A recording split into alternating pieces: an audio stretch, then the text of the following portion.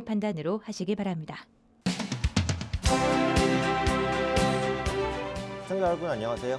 재밌게 배우고 맛있게 수익 내자 런앤런 오현진 팀장입니다.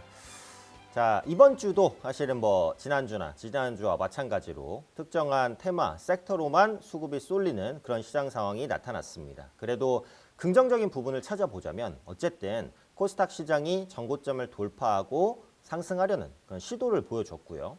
코스닥 지수 같은 경우에도 아직까지는 하락 추세를 벗어나지는 못했어요. 하지만 하락 추세를 벗겨내려는 시도 정도는 나오고 있다라고 생각을 합니다. 그리고 무엇보다도 원달러 환율의 상승세가 안정은 됐어요. 물론 아직까지는 안정됐다라고 보기는 어려워요. 근데 고점을 치고 올라가는 흐름은 아니었기 때문에 외국인 수급이 들어올 수 있는 가능성은 좀 더 열렸다고 보죠.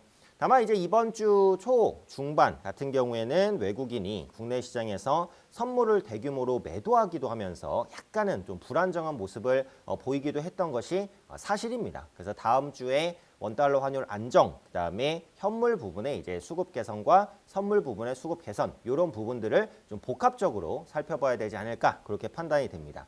자, 그럼 이번 주 시황 그리고 다음 주에 눈여겨볼 지표 관련해서는 화면을 통해서 한번 설명을 드리도록 하겠습니다.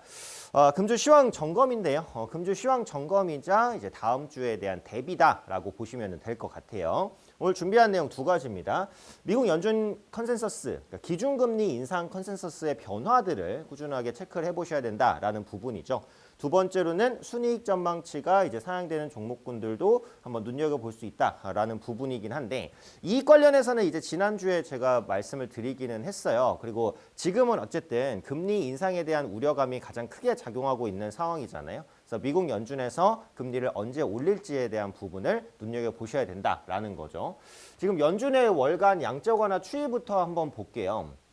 자, 이미 양적 완화가 줄어들기 시작을 했습니다. 그래서 이 올해 말부터 시작해서 이제 상당히 많은 규모의 이제 양적 완화가 진행이 됐지만 계속해서 이제 줄어들어가는 그런 모습이 나타나요. 지금 계획대로라면 완전히 줄어드는 시기는 언제죠? 네, 내년 6월입니다. 내년 6월. 네, 내년 6월에 완전히 양적 완화가 좀 줄어들 것으로 보여지고 있어요. 이게 계획대로 무조건 간다는 보장은 없습니다. 그러니까 양적 완화 규모가 지속적으로 축소가 되다가 뭔가 아직까지는 경기가 완전하지 않은데 라고 하면 양적 완화 규모를 다시 늘리는 그런 모습을 보여줄 수도 있어요. 근데 지금 양적 완화 같은 경우에는 계속해서 좀 줄어드는 그런 모양새고 양적 완화 축소가 완전히 끝나게 되면 그 다음은 뭐죠?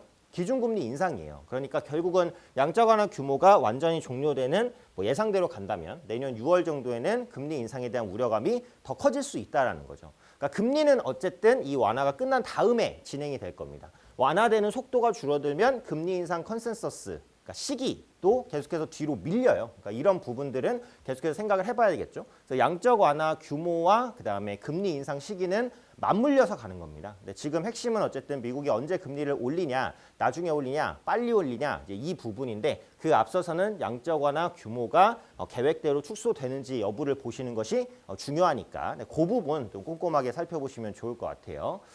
자, 다음 내용인데요. 순이익 관련해서 내용도 이제 지난주에 말씀을 드렸고 기업별로 실적 컨센서스가 상향 조정되는 종목군들을 보자라는 말씀도 드렸어요. 특히 4분기에도 3분기에 이어서 IT주의 실적이 괜찮을 것으로 보고요. 컨텐츠 관련주의 실적이 상당히 많이 좀 끌어올려질 것으로 보여지고 있고요. 자동차 같은 경우에는 차량용 반도체 리스크만 완화가 된다면 역시 이익 개선에 빠르게 이익 개선을 좀 시도할 수 있다라고 보니까요. 이런 섹터들 컨센서스 사양 종목군들 좀 보시면 될 것 같고 그 다음에 이제 실적과 연관지어서 볼 수 있는 게 이겁니다. 코로나19 감염수 추이인데 전 세계 코로나19 누적 확진자 그 다음에 누적 사망자 요 추이인데요. 누적 확진자는 어때요? 계속 늘어나요. 지금 위드 코로나가 선언된 상황이기 때문에 현재 확진자 추이가 갑작스럽게 꺾일 가능성은 없어요. 그래서 누적 확진자는 계속 늘어나는 게 어쩔 수 없는데 여기서 주목하는 건 뭐냐면 누적 사망자입니다. 사망자. 사망자 추이를 보시면은 사망자가 꾸준하게 올라갔다가 다시 내려오는 그죠? 안정세를 찾고 있어요. 그러니까 지금 위드 코로나 같은 건 뭐예요? 코로나를 완전히 없애겠다라는 건 아니죠. 없애겠다는 게 아니라 코로나는 어쩔 수 없이 가는데 최소한 치명률, 사망률 이런 부분들을 낮추겠다라는 겁니다. 그래서 이렇게 사망률이 낮아진다는 것은 위드 코로나에 대한 가능성을 조금 더 높인다라고 보시면 될 것 같아요. 그런 관점에서 국내 기업들의 실적 컨센서스가 어디가 높아지겠어요? 결국은 유통주죠. 이따가 제가 유통주에 대해서 설명을 조금 더 드릴 테니까 유통주도 지금은 저가 분할 매수가 가능한 구간이죠. 조금 더 자세한 설명은 뒤에서 이어서 드리도록 하겠습니다.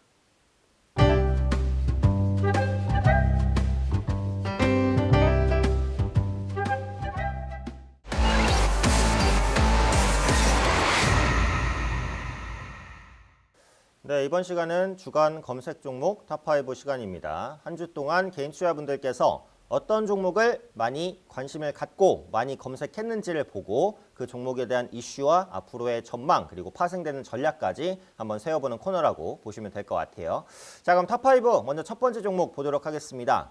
개인 투자분들께서 또 많이 가지고 계시는 많이 힘드셨을 그런 종목 셀트리온인데요.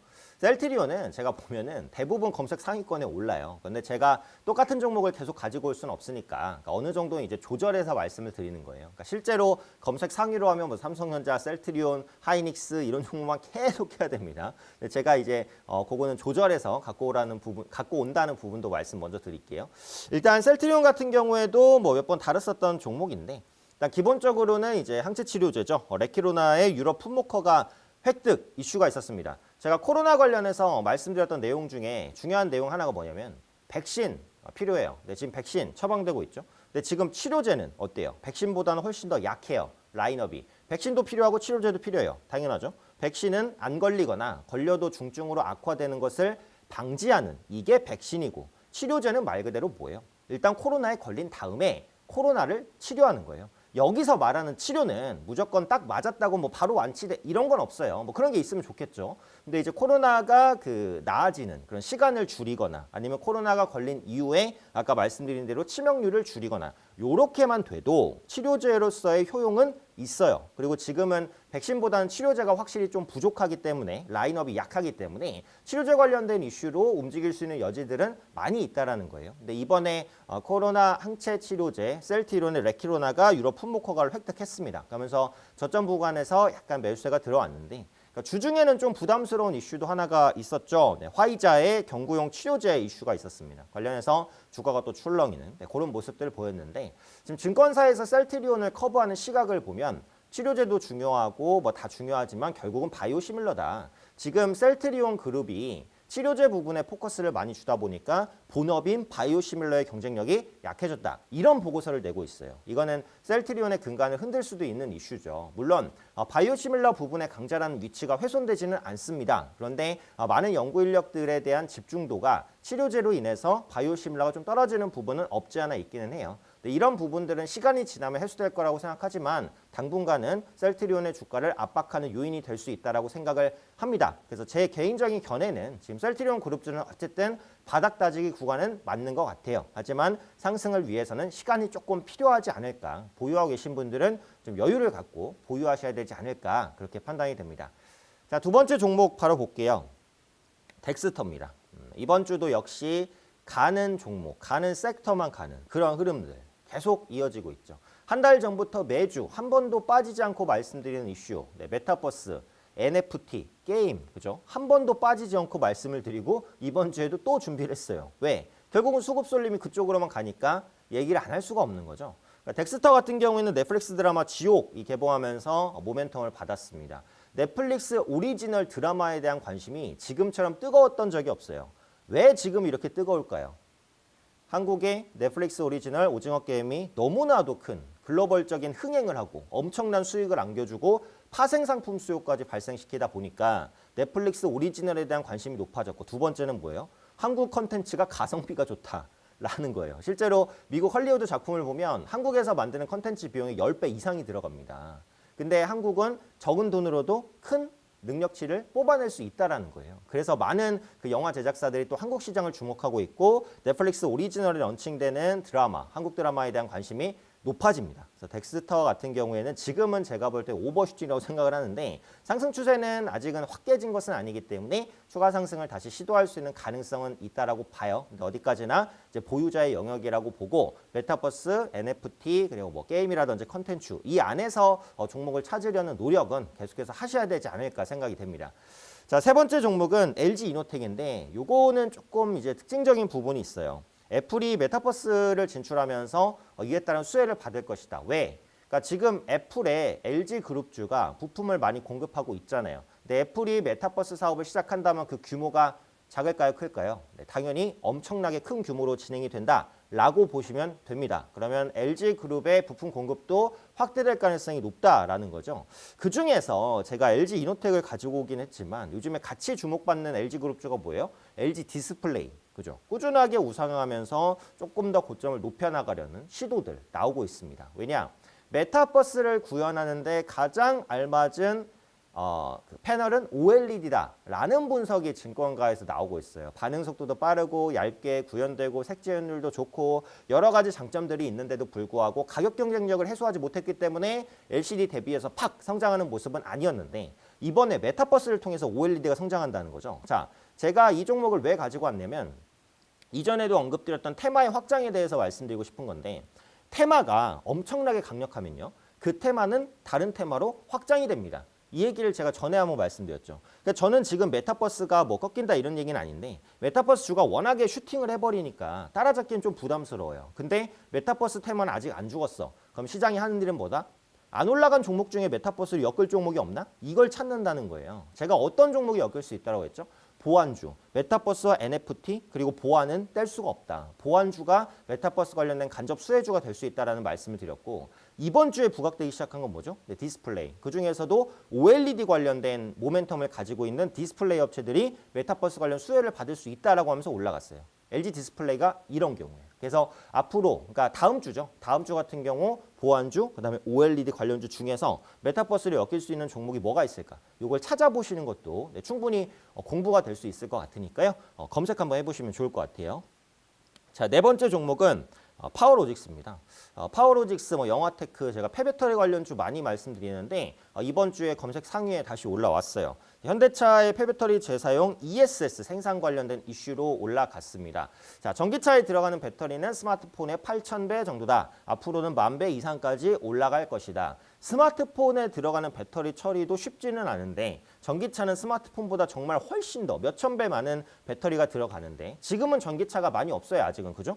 이제 성장하는 거지 지금 막 전기차가 막 휘발유나 경유 넣는 차만큼 많아요? 그건 아니에요. 아직까지는 전기차 대수가 압도적으로 적어요. 다른 매연기관 자동차 대비해서는. 하지만 앞으로는 그렇지 않죠. 엄청 크게 늘어날 건데 그때 필수적으로 부각되는 게 배터리 처리 문제. 그래서 이 배터리를 재사용하는 ESS라든지 이런 기술들이 꾸준히 부각받을 수밖에 없다는 겁니다. 그래서 영화테크 대비해서 파워로직스가 상대적인 밸류 매력이 있기 때문에 앞으로 재사용 관련된 이슈로 다시 움직일 수 있어요. 그리고 메타버스라든지 NFT, 게임 이런 종목군들이 너무 많이 움직이다 보니까 그동안 좀 주목을 받았었던 친환경 관련주가 좀 소외됐었던 그런 흐름들이 있어요. 그래서 이런 소외가 다음 주나 다다음 주 올해 말 안에는 좀 해소되지 않을까라는 생각이고 친환경 관련주로 파워로직스도 편입이 됐죠. 왜? 폐배터리 모멘텀을 좀 가지고 있으니까요. 그래서 이런 부분들을 복합적으로 본다면 파워로직스에 대한 수급 유입 조금 더 이어질 가능성이 있으니까요. 이런 부분들 좀 눈여겨보시면 좋을 것 같아요.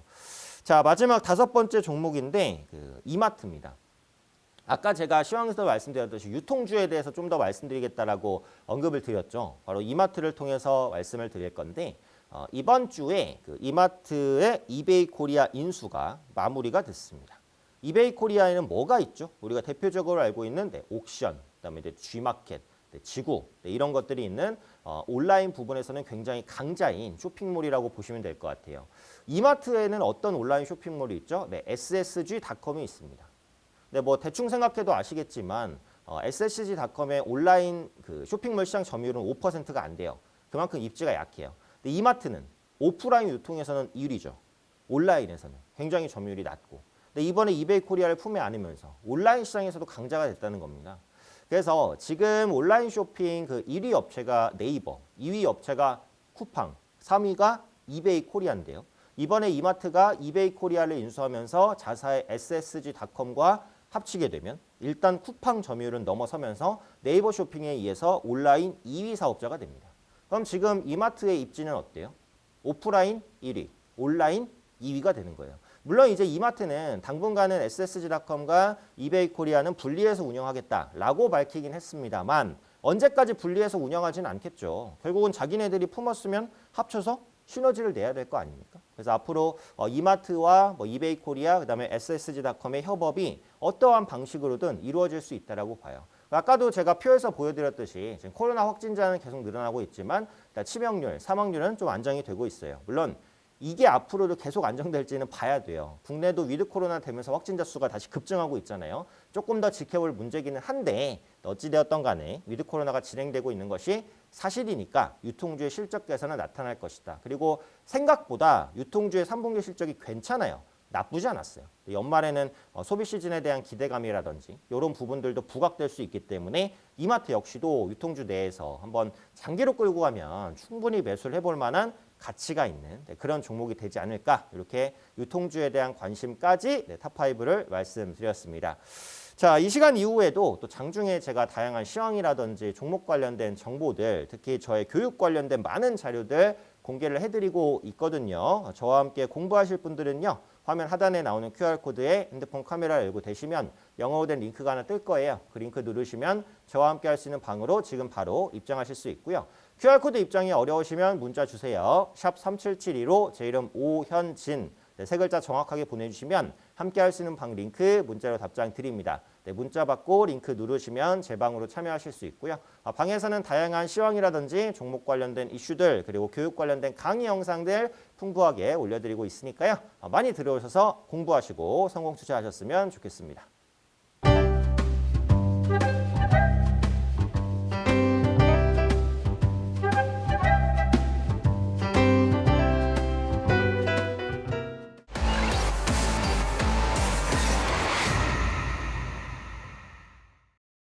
네, 이번 시간은 최고의 맛과 최악의 맛 코너입니다. 최고의 맛, 최악의 맛 두 종목을 선정을 하는 건데 그러니까 최고의 맛은 보통 이제 주가가 많이 올라간 종목에 선정하고 최악의 맛은 좀 하락했던 종목에 선정하지만 반드시 그런 거는 아니라 그랬어요. 네. 그 종목을 통해서 제가 말씀드리고 싶은 게 있기 때문에 종목을 이렇게 선정하는 거다라고 말씀드리는 거니까 오해는 하지 않으셨으면 좋겠어요.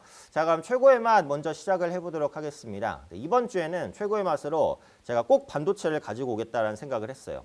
왜냐하면 반도체는 이제 올라갈 것 같으니까. 올라갈 것 같아서 제가 가지고 오는 건데요. 말씀드릴 종목은 그 제주반도체입니다. 제주반도체는 일단 실적이 좋았어요. 3분기에 어닝 서프라이즈를 기록을 했습니다. 3분기 영업이익이 103억으로 495% 정도 폭증을 해버리는 그런 상황이 발생을 했는데 지금 보면 종목들의 주가에 대한 실적 민감도가 엄청나게 높아요. 진짜 엄청나게 높아요. 이 말은 뭐냐면 시장 컨센서스보다 어닝 서프라이즈를 내는 종목은 주가가 완전 슈팅을 해버려 급등이 나오고요. 어닝 쇼크를 내는 종목은 급락을 해버립니다. 이런 상황이 많이 발생해요. 왜 그래요? 그러니까 지금 시장이 대외적으로 뭔가 불안불안한 요소들이 있고 악재들이 아직 해소되지 않았고 밸류에이션적인 부담도 일단은 있어요. 그러니까 국내 증시가 제가 밸류 매력이 있다라고 할 때 절대적인 밸류 매력이 있다고는 하지 않았어요. 미증시 대비해서 상대적인 매력이 있다라고 했어요. 절대적인 밸류로 보면 국내 증시의 밸류가 낮지는 않습니다, 사실은. 그러니까 여러 가지가 있기 때문에 일단 기본적으로 실적에 대한 민감도가 높을 수밖에 없어요. 그래서 어닝 쇼크 나오는 기업은 주가 급락, 어닝 서프라이즈 기업 급등 이런 모습들이 반복되고 있기 때문에 이 부분은 4분기에도 이어질 가능성이 높으니까 4분기 실적 추정치 변화들 눈여겨보셔야 될 것 같고요. 다시 제주반도체로 돌아오면 3분기 어닝 서프라이즈를 기록을 했죠. 여전히 반도체는 좋다. 내년 업황 둔화 우려가 있기는 하지만 올해는 괜찮구나 여전히 이걸 확인시켜줄 수 있는 이슈였다라고 보고요. 모바일 응용기기 메모리 반도체를 개발을 합니다. 파운드리의 그 위탁 생산을 하고 있는 업체고요. 현재 매출 비중을 보면 그 멀티칩 패키지 매출 비중이 70% 이상이에요.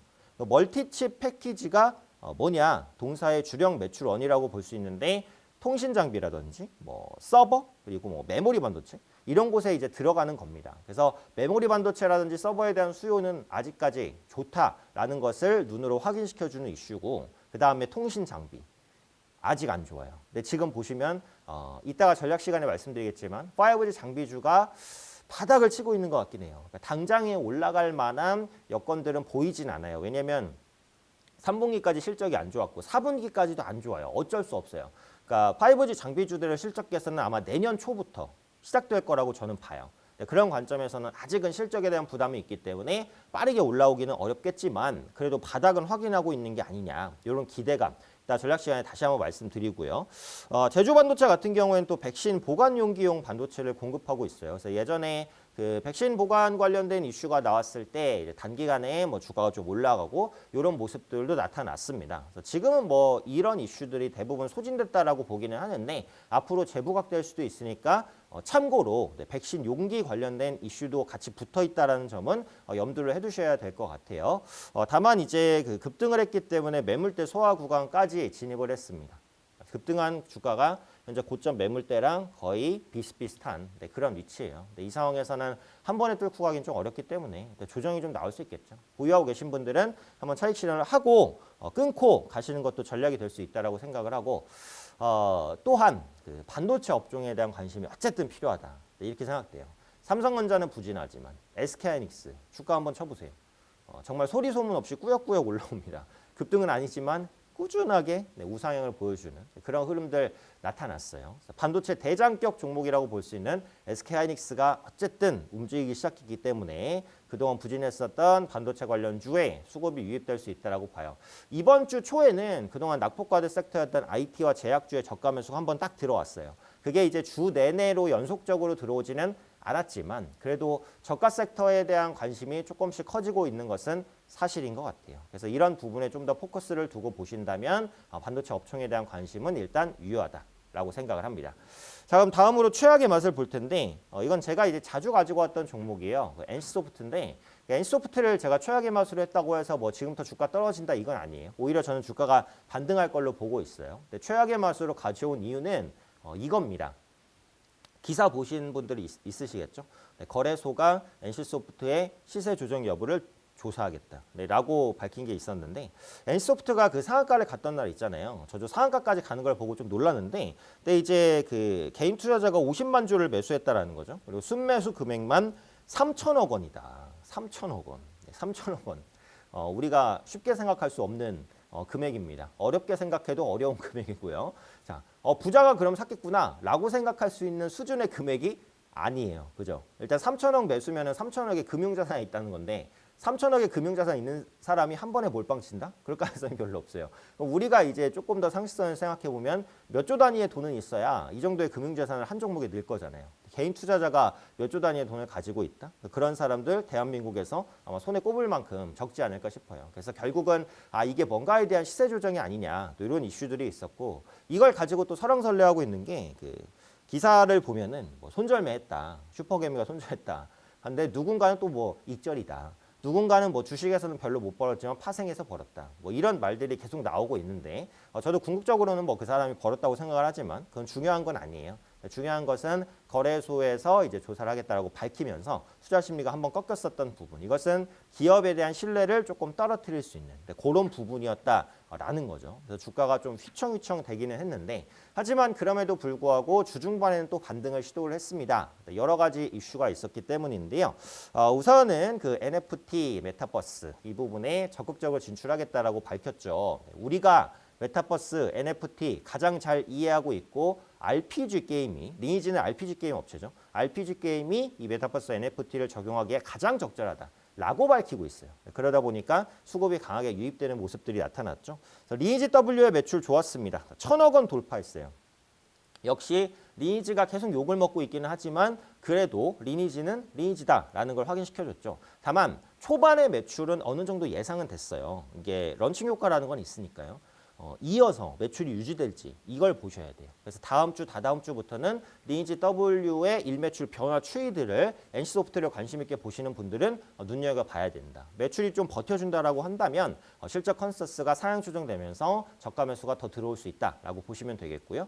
또 리니지 M 같은 경우 대규모 업데이트가 진행이 이번 주에 됐는데 생각만큼 대규모 업데이트는 아니었습니다. 유저들이 원하는 걸 해주진 않아서 조금 이제 실망감이 있었어요. 그리고 이전에 그 개혁을 얘기하면서 밝혔던 게 개인 거래를 풀겠다라는 말을 했는데 아직까지도 개인 거래가 활성화가 되지 않았어요. 어떻게 보면 리니지의 꽃 중에 하나는 또 개인 거래라고 생각을 하는데 그래서 이런 부분들을 아직은 사측에서 해주고 있지 않았기 때문에 유저들의 불만이 큽니다. 이번에 대규모 업데이트라고 하기는 했지만 역시 기대치를 충족시켜주는 것은 아니었고요. 그래서 아직은 좀 불확실성이 있어요. 이 리니지 M이라는 게임에 대해서 유저의 욕구를 충족시킬 수 있는 만한 정책을 내놓을지 이런 부분들은 조금 더 보셔야 될 것 같고요.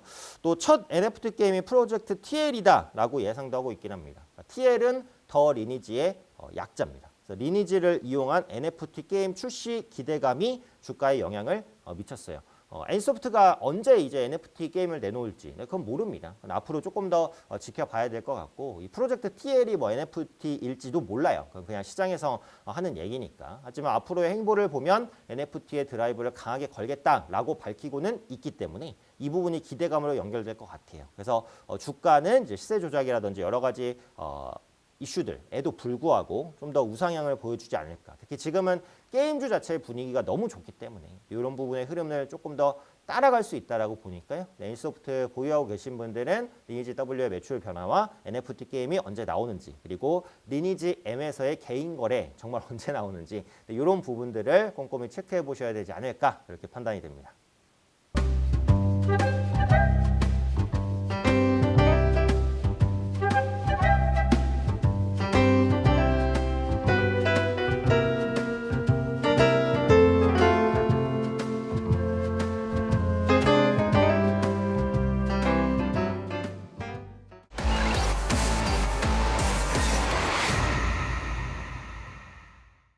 네, 이번 시간은 공부합시다 코너입니다. 화면을 통해서 공부를 열심히 집중적으로 한번 해보는 시간이라고 생각이 되는데요. 오늘은 제가 약간 단타기법에 대해서 가지고 왔어요. 개인 투자분들께서 또 단타기법에 대해서 관심이 많으시니까요. 제가 또 오늘뿐만이 아니라 앞으로도 런앤런을 통해서 단타라든지 스윙 매매 기법들 많이 공개를 해드릴 테니까요. 많이 보시고 반복해서 보시고 연습하셨으면 좋겠습니다. 자, 그럼 오늘 공부합시다 코너 화면을 통해서 한번 만나보도록 할 텐데요. 네, 오늘 공부합시다에서 제가 가지고 온 매매 기법, 오늘은 이제 단기 매매 기법입니다. 오늘의 기법은 여기서 있죠. 네, 단기 리바운딩 매매법입니다. 단기라고 말이 나왔으니까 이제는 이게 단타구나 이런 부분을 아실 수 있고요. 매매법이라고 나왔으니까 이건 뭐예요? 기법이구나. 여기 중간에 주제가 있죠. 리바운딩입니다. 리바운딩. 리바운딩이 뭘까? 이렇게 튀어오르는 거. 이게 리바운딩이에요. 그래서 이 리바운딩을 이용해서 어떻게 단타 매매를 할 수 있을까에 대한 강의를 오늘 런앤런의 공부합시다 주제로 제가 선정을 했습니다. 자, 그러면 제목부터 한번 꼼꼼히 따져볼게요. 단기 리바운딩 매매법이니까 리바운딩이 뭐냐? 요거부터 한번 보겠습니다. 리바운딩이란 다시 튀어오르다, 되돌아오다. 이건 뭐예요? 사전적인 의미입니다. 사전적 의미고요. 좀 더 자세한 설명. 주가가 특정 악재 혹은 시장 및 수급의 영향으로 급락 후 단기간에 일정 부분 튀어오르는 현상. 네, 이게 바로 리바운딩입니다. 리바운딩. 급락 이후에 튀어오르는 거예요. 우리 언제 사야 되겠어요? 급락 이후에 튀어오를 때 그때 사야겠죠. 튀어오르는 구간까지 기다렸다가 매도를 해야겠죠. 단타 매매 기법이고요. 단기 낙폭과대에 따른 가격 매력이 부각되면서 저가 매수세가 유입이 될 수 있습니다. 단기 낙폭 과대에 따른 가격 매력이 부각되면서 저가 매수세가 유입된다. 그러니까 순식간에 떨어지는 걸 말해요. 그러니까 이게 슬슬슬 밀리는 게 아니라 순식간에 떨어졌다가 팍 오를 때, 요때를 매매 타이밍으로 잡겠다라는 거예요. 어려운 매매법은 아니니까요. 차근히 보시면 충분히 매매에 활용하실 수 있을 겁니다. 자, 주가는 시장의 호재와 악재를 과도하게 반영하는 경향이 있다. 이게 핵심이에요. 과도하게 반영한다는 거죠. 특히 당일 발생한 이슈에는 더욱 민감하게 반응을 해서 과도한 반응에 따른 급락을 이용한 매매라고 보시면 됩니다. 그러니까 보통 이제 장중에 예를 들어서 뭔가 그 계약 해지라든지 이런 횡령이라든지 이렇게 강력한 이슈가 떨어지면 주가 급락을 확 하는데요. 그 이슈로 인해서 하락할 폭보다 더 떨어질 가능성이 높아요. 왜? 보통 이제 주가는 가속도라는 게 있거든요. 올라가는 건 더 올라가면서 더 슈팅을 하고 떨어지는 거는 더 급락을 시키고 이거예요. 그래서 과도하게 급락하는 종목에 대해서 밑에서 한번 잡아보겠다라는 거죠. 그리고 이 매매법이 또 통할 수 있는 이유가 또 알고리즘 매매 등장 때문이기도 하거든요. 그러니까 알고리즘 매매로 인해서 주가 변동성이 너무 커져요. 당일에도. 그래서 이 변동성을 역으로 이용하는 거거든요. 그러니까 알고리즘 매매는 미리 설계한 특정 조건에 따라서 컴퓨터가 자동으로 주식을 사고 파는 겁니다. 들어보신 분도 계실 것 같은데 특히 이제 이게 어떤 식으로 구현이 되냐면요. 밑에 설명에 나오는 텍스트 마이닝이라는 기법으로 구현이 돼요. 그러니까 키워드를 읽고 매매하는 텍스트 마이닝 기법의 알고리즘 매매도 확대가 되고 있습니다. 이게 무슨 말이냐면 예를 들면 이런 거예요. 호실적, 어닝 서프라이즈 이런 단어를 기계가 검색하도록 세팅을 해놔요. 그래서 그런 단어가 뉴스에 검색이 된다라고 한다면 기계가 자동으로 그 종목을 순식간에 매수를 하는 겁니다. 얼마나 빨리 매수를 하겠어요, 기계니까. 사람이 그걸 눈으로 보고 매수하는 거 아예 따라가지가 못해요. 그러면 뭔가 서프라이즈가 나왔을 때 서프라이즈라는 텍스트 마이닝을 해서 기계가 자동적으로 수급을 넣으면 그 종목은 단기 오버슈팅이 나옵니다. 그 다음에는 조정이 나오겠죠. 그죠? 반대의 경우도 마찬가지예요. 뭔가 어닝 쇼크가 됐던 공급 계약 해지가 됐던 그런 이슈가 나올 때는 내가 매도를 하겠다라는 텍스트 마이닝을 써버리면 악재가 나왔을 때 사람이 파는 것도 있지만 기계가 그냥 팔아야 되는 것도 있어요. 그러면은 생각보다 훨씬 더 세게 주가가 밀려요. 근데 생각보다 훨씬 더 세게 급하게 밀렸기 때문에 단기의 반등도 나오는 겁니다. 이걸 이용하는 게 단기 리바운딩 매매라는 거죠. 자, 단기 리바운딩 매매가 가능한 이유를 보면 호가를 보시면 아실 수 있는데요. 그러니까 주가가 급등에 따른 급락에 따른 호가창 변화들이 좀 달라요. 이건 당연한 건데 한번 보고 갈게요. 지금 왼쪽에 보시면 어떤 종목인지는 중요하진 않습니다. 그러니까 중요한 건 상승률이에요. 자, 상승률을 보시면 이게 지금 17.5%가 올랐어요. 급등이죠. 근데 이게 슬슬 오른 급등이 아니라 순식간에 올라간 급등입니다. 그러니까 급등을 하게 됐을 때 호가창이 어떻게 변할까요? 일반적으로 이렇게 변해요. 자, 보시면 매수 호가는 어때요? 약합니다. 그죠? 매수 호가는 뭐 1000주, 200주, 2주, 1주, 10주, 1540주 약해요. 근데 지금 매도 호가는 어때요? 굉장히 두꺼워요. 2000주, 8000주, 9000주, 18000, 13000 여기부터는 다 만주. 여기서 7000주 한 번 있고 만주, 3만주예요. 이렇게 되면은 위에는 어때요? 매수해서 올라가기가 쉽지 않죠. 이 많은 물량들을 먹어야 올라가는 거니까.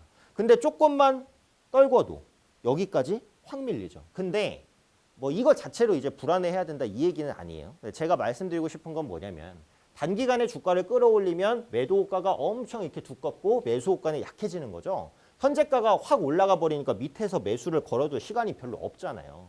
그러니까 당연히 이런 현상이 발생하는 거예요.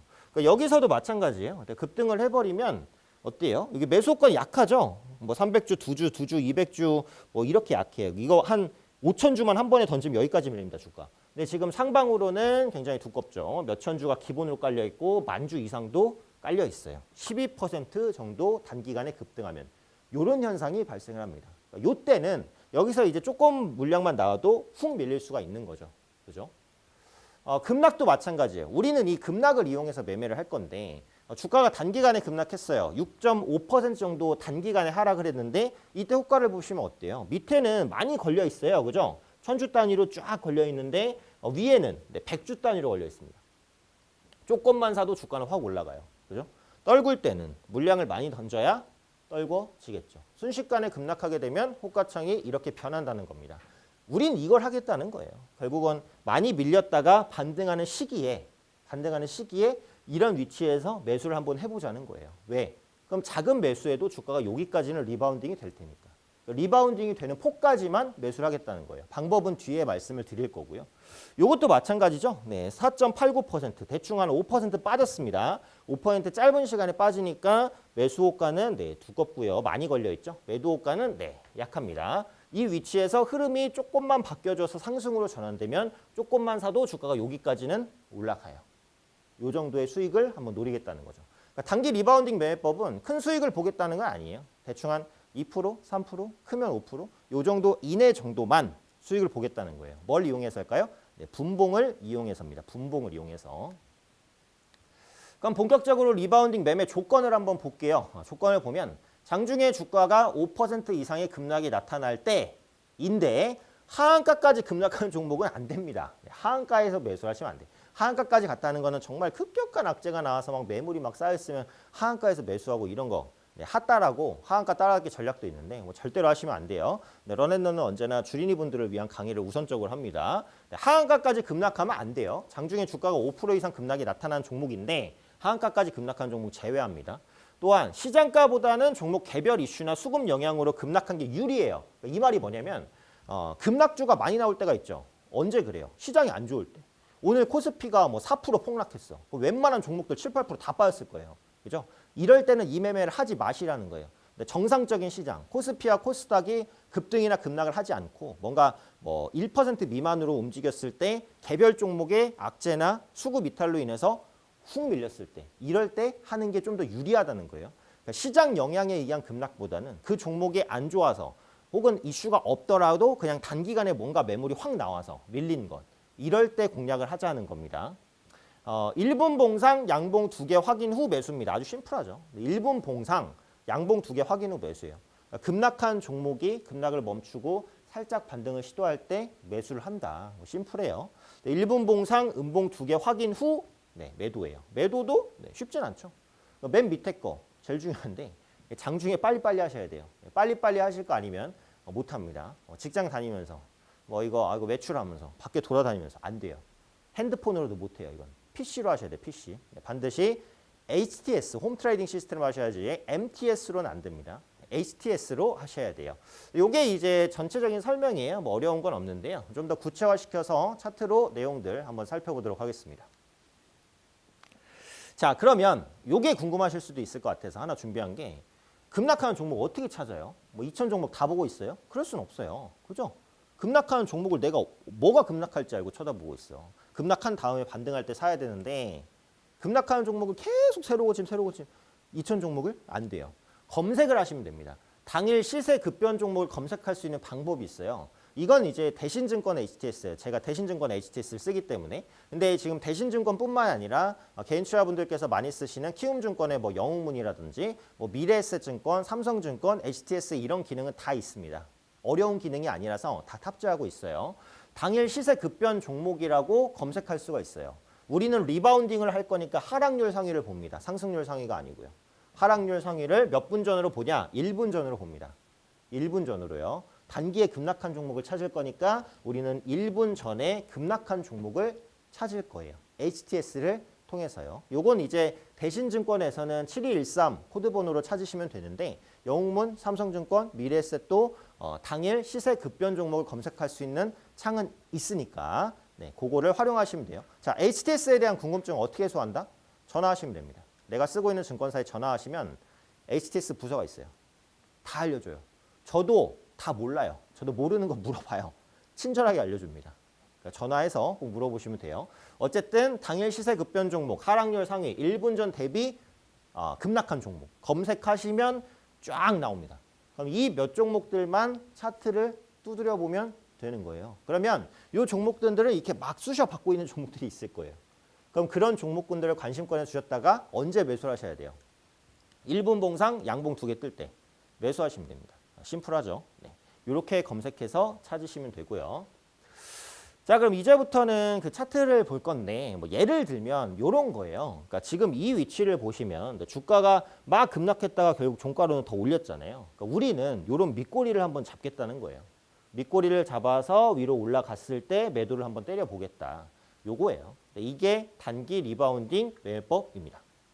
장중에 뭔가 이슈가 있었던, 이슈가 없을 수도 있어요. 이슈가 없이 급락하는 경우도 있으니까 이슈가 있었던, 없었던 어쨌든 급락한 종목을 밑에서 한번 잡아보겠다. 뭘로? 1분 봉으로.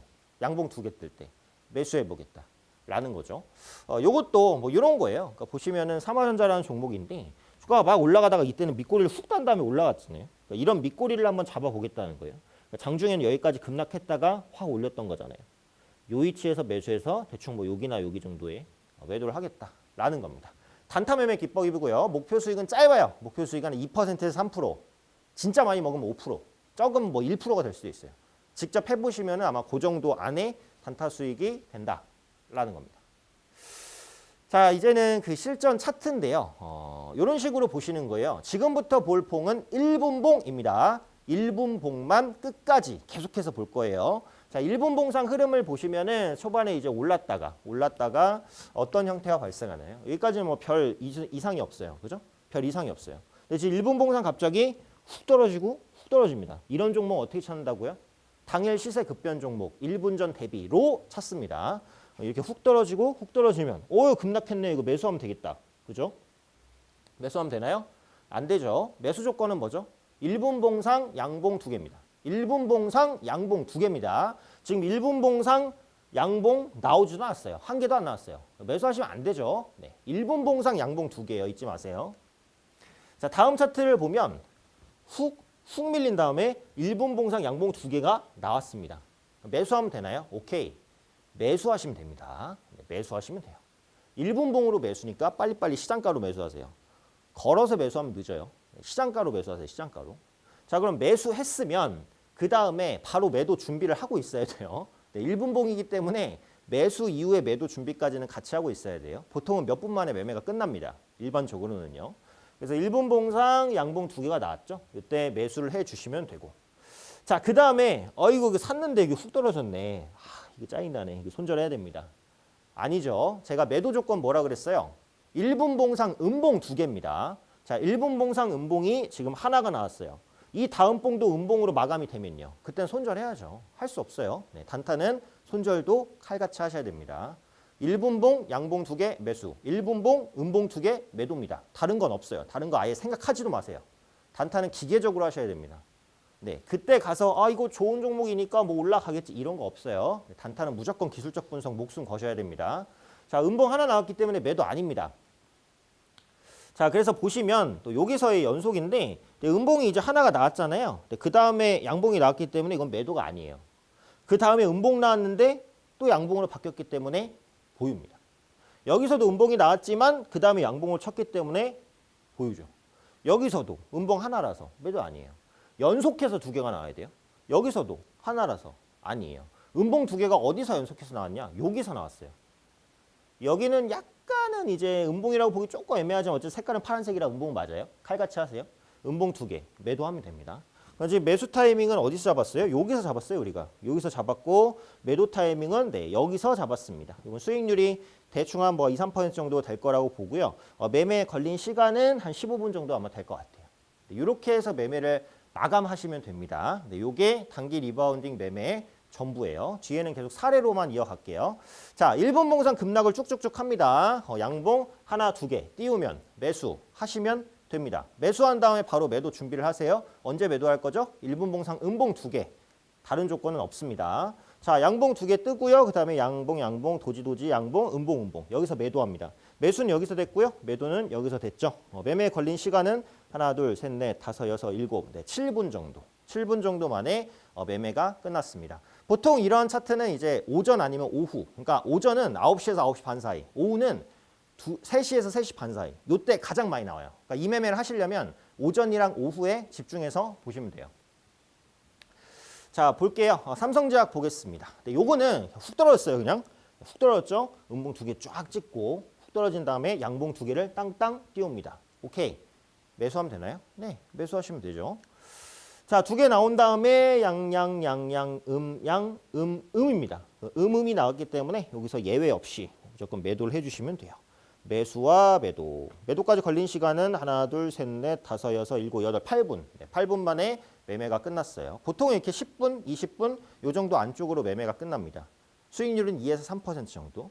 근데 이게 내가 매수를 여기서 했는데 그냥 바로 음봉 두 개가 떨어졌어. 그럼 어떻게 해야 돼요? 손절하셔야죠. 예외는 없습니다.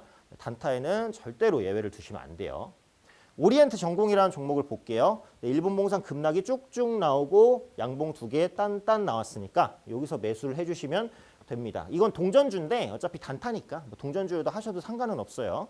투자는 동전주 하지 마세요. 네, 단타는 상관없습니다. 여기서 두 개 떴으니까 매수하고 음봉 나왔지만 괜찮아요. 다음 양봉으로 바뀌었으니까. 홀딩 하다가 음봉 두 개 떨어질 때 이 위치에서 매도. 네, 여기서 매수하고 매도. 네, 단타 수익이 된 상황이죠. 마지막 사례 한번 볼게요. 네, 제낙스라는 종목입니다. 1분봉상 쭉쭉쭉 떨어지다가 양봉. 네, 이 위치에서 매수를 해주시면 됩니다. 음봉 두 개 뜰 때까지 보유. 네, 여기서 매수를 했고요. 음봉은 하나니까 보유. 보유. 여기서 음봉 두 개 떴네요. 이러면 매도. 이건 이제 매수하신 다음에 화장실도 가시면 안 돼요. 보고 있어야 돼요. 할 수 없습니다. 단타기 때문에요. 요건 화장실도 가시면 안 돼요. 요거는 2, 30분 정도 걸렸네요. 그동안 쳐다보면서 음봉 두 개 뜨기 전까지 보유. 음봉 두 개 안 띄고 그냥 그날 마감했으면 다음 날까지 보셔도 돼요. 다음 날 1분봉상 음봉 두 개 뜰 때까지 기다리셔도 되니까 그거는 조금 더 유도리 있게 하셔도 됩니다. 자, 오늘은 단기 리바운딩 매매법에 대해서 말씀을 드렸습니다. 이건 직접 해보셔야 돼요. 해보셔야 내게 됩니다. 실제로 해보시면은 어느 정도의 감이 잡히실 거니까 제가 말씀드린 거 꼭 응용하셔서 해보시면 좋을 것 같아요. 자, 오늘 드린 말씀 강의, 시간 관계상 자세하게 말씀 못 드렸어요. 이 강의에 대한 1시간짜리 또 풀버전 강의도 있고 이전 강의들도 많이 있거든요. 공부하실 분들 많이 들어오세요. 화면 하단에 나오는 QR코드에 핸드폰 카메라 열고 되시면 영어로 된 링크가 하나 뜰 겁니다. 그 링크 누르시면 저와 함께 할 수 있는 방으로 지금 바로 입장하실 수 있고요. QR코드 입장이 어려우시면 문자 주세요. 샵 3772로 제 이름 오현진 세 글자 보내주시면 함께 할 수 있는 방 링크 문자로 답장 드립니다. 문자로 링크 받고 누르시면 들어오실 수 있고요. 방에서 다양한 시황이라든지 교육 관련된 정보들 제공해드리고 있으니까 많이 들어오셔서 공부하시면 좋겠습니다.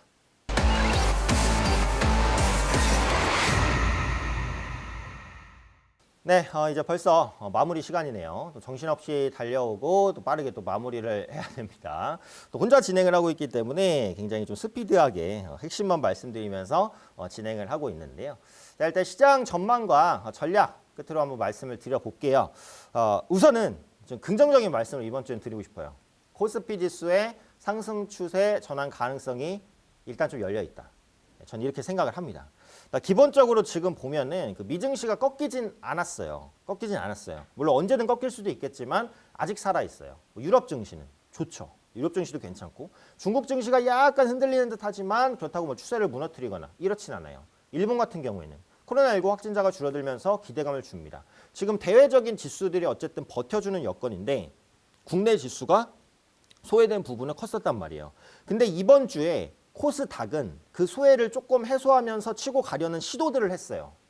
제약주도 일부 반등도 나왔고 이런 시도들을 했는데 코스피는 아직 못했어요. 삼성전자 여전히 둔탁한 움직임입니다. 하지만 SK하이닉스는 일단 반등이 좋고 대형주들도 저가 매수가 들어온 대형주가 조금씩 나와요. 그래서 저는 다음 주에는 이제 코스피가 상승 추세로의 전환을 좀 시도하지 않을까. 지금 코스닥과 코스피도 기술적인 부담, 밸류가 조금 벌어졌어요. 지금은 코스피가 코스닥보다는 가격 매력이 다시 좀 생겼어요. 그 말은 대형주가 다음 주에는 조금 더 강세를 보일 가능성이 있으니까 이런 부분들도 참고하셔서 대응하시면 좋을 것 같아요. 그래서 다음 주는 코스피 시장에 대한 기대감을 한번 말씀을 드리고요. 그동안 낙폭이 컸었던 코스피 종목에 대한 저가 매수 유입 가능성도 한번 좀 타진을 해보시면 좋지 않을까 이렇게 생각합니다. 자, 그럼 두 번째로는 지금은 가격적인 매력이 있는 종목을 계속 보자라는 말씀을 드려요. 제가 전략을 말씀드리면서 이 말을 많이 해요. 가격 매력, 밸류 매력 말을 많이 하는데 제가 성향상 좀 보수적인 성향이 있는 것도 맞기는 한데 저는 잃는 걸 되게 싫어해요. 조금이라도 확실하게 버는 게 좋거든요. 저는 좀 보수적인 성향, 안정적인 성향을 좀 추구하기 때문에 이렇게 말씀드리는 거기도 한데 지금 시장이 그래요. 지금 시장이. 원래 막 달리는 말에 막 올라탈 시장은 작년 시장. 작년. 코로나 터져서 코스피 훅 밀린 다음에 그 다음에 우상향 쫙 보일 때. 이때는 달리는 말에 막 올라타는 전략, 시장 주도주, 타는 전략 이런 게 좋아요. 근데 지금은 아니에요. 지금은. 지수가 시원하게 움직이지 않기 때문에 결국은 내가 종목을 따라잡는 매매를 하지 않으려면 이슈가 살아있는 섹터에서 종목을 선취매하고 길목에서 기다리고 있다가 수급이 들어올 때 매도를 하는 이런 전략을 짜셔야 됩니다. 그래서 지금은 낙폭과대 섹터에 순환매 수급이 유입이 되니까 어떤 섹터들로 순환매 수급이 유입될까? 요걸 보셔야 돼요. 가장 이제 강조드리고 싶을 것은 메타버스 파생 종목들이에요. 메타버스의 파생으로 NFT가 움직였고 그 다음에 OLED, 앞으로 보안까지도 메타버스 테마가 확장될 가능성이 매우 높다라고 생각을 합니다. 특히 싸이월드가 12월 달에 정식 오픈을 앞두고 있어요. 근데 싸이월드 하면은 이제 미니홈피, 미니미였나? 아마 그런 이름이었는데요. 미니홈피에서 내 캐릭터가 또 있었어요. 메타버스의 원조라는 말이 많이 나와요. 20년 전 싸이월드가 메타버스의 원조다. 결국은 이번에 싸이월드가 다시 리오프닝을 하게 되면 메타버스를 활용한 여러 가지 기술 삽입할 겁니다. 그런 부분에 대한 기대감을 충분히 이제 가져갈 수 있다라고 보기 때문에 다음 달 싸이월드가 재개장을 하기 전까지는 메타버스 NFT 관련주의 움직이는 활발할 거예요. 그래서 OLED와 보안주로의 확장 가능하다라는 거 다시 한번 말씀드리니까요. 이 부분 꼭 체크를 하시고요. 그다음에 지금 낙폭과대 섹터는 뭐냐? 세 가지인데 IT 제약 5G입니다. IT 제약은 이번 주 초에 살짝 반등 시도하다가 못했어요. 그래서 그게 이제 조금 아쉽고 5G 관련주는 워낙에 좀 많이 빠져 있는데 4분기는 실적이 안 좋지만 내년부터는 개선 기대감이 있으니까 그 부분까지 복합적으로 보시면 될 것 같습니다. 자, 그러면 런앤런 이번 주 제가 준비한 순서는 여기까지입니다. 좀 아쉬우신가요? 네, 아쉬우신 분들 저와 장중에도 함께 하실 수 있는 방법이 있습니다. 화면 하단에 나오는 QR코드에 핸드폰 카메라 열고 되시면 영어로 된 링크가 하나 뜰 거예요. 그 링크 누르시면 저와 함께 할 수 있는 방으로 지금 바로 입장하실 수 있고요. QR코드 입장이 어려우시면 문자 주셔도 됩니다. 문자 샵 3772로 제 이름 오현진 세 글자 정확하게 보내주시면 함께 할 수 있는 방 링크 문자로 답장 드립니다. 네, 문자로 답장 받고 누르시면 제 방으로 들어오셔서 저와 함께 하실 수 있고요. 다양한 시험 관련된 종목 관련된 정보들 그리고 저의 풍부한 강의 영상들 정말 공부 쉽게 하실 수 있도록 재밌게 하실 수 있도록 준비했으니까요. 많이 들어오셔서 도움받으시면 좋겠습니다. 자, 그럼 저는 여기서 물러가도록 하고요. 다음 주에도 또 알찬 너앤넌 방송으로 찾아뵙도록 하겠습니다. 시청해주신 분들 고맙습니다.